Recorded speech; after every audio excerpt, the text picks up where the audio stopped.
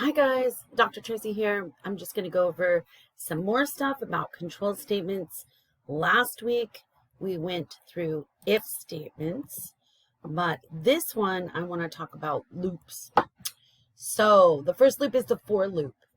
And the for loop is a repetition statement. That means that when you create a for loop, you want something to happen a definite number of times, or even an indefinite number of times, but that will be determined by the actions of a user until it needs to stop. But the for loop is going to repeat for a certain starting at a point and for a certain range.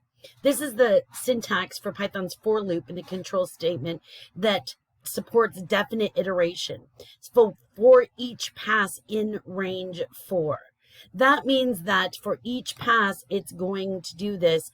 It's going to do this 4 times. And that is usually the way that a for loop will be set up for some variable in a range with some integer expression.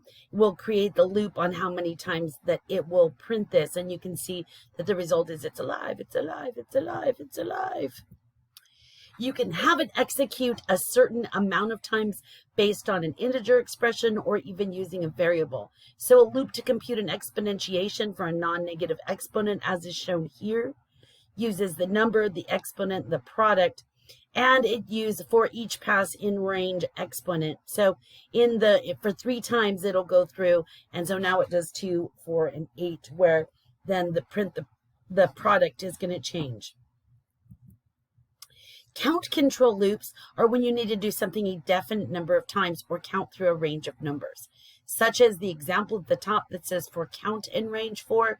That means go through this 4 times. Product is equal to product times count plus 1. So the count increases each time. Bound delimited summation shows an upper and a lower bound of what you are going to be summing together. That also uses a count controlled loop because it's going to take the number, then find the next number and add it to the first, and then find the third number and add it to the total, and so forth. Moving on, the while loop is a very close cousin to the for loop, but it spells out a bit more, having to do manually where it starts and where it stops and how many times it executes a program. The syntax for a while loop is going to be while some condition, Boolean condition like an if statement, and then colon, and then the sequence of statements that are indented. In fact, the syntax is very similar to an if statement like we saw last week, but this is a continuation condition. So it will continue to execute that sequence of statements over and over until some condition changes, which could bring the danger of having an infinite loop, which is different than an indefinite loop. An infinite loop says I'm creating a loop that won't ever end because the condition never changes. An indefinite loop means I'm creating a loop that I don't know when it will end, but it definitely will end at some point. So this is the semantics of a while loop. There is some question that can only result in true or false, and then there's something that's executed while that statement is true, and it goes back up to ask the question again. So if you draw this as a structure in a flow chart, it would look like this. The loop control variable in here, in this example, shows while data is not equal to blank. And the number equals float data, sum plus the number, enter a number, or just enter to quit. And then it will print the sum once you press enter to quit. So if you don't hit a number, then it'll finally get down to where it just adds those numbers together. Should give this one a shot. Just like with the for loop, we can do a count control with the while loop.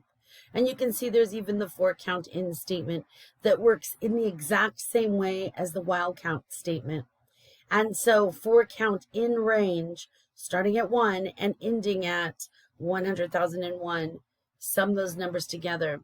Or you can say count is equal to 1, while count is less than 100,000, sum those together and change count.